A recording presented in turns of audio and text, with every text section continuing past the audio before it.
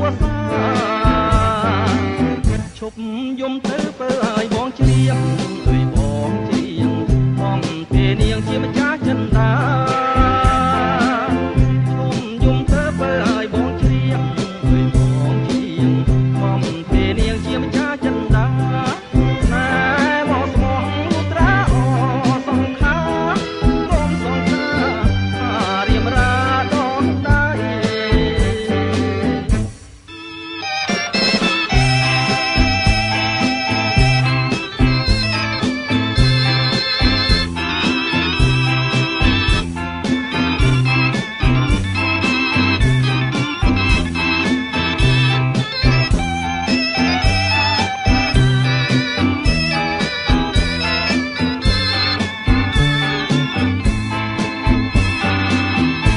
ស្រែកច្រៀងដេញនាងយំ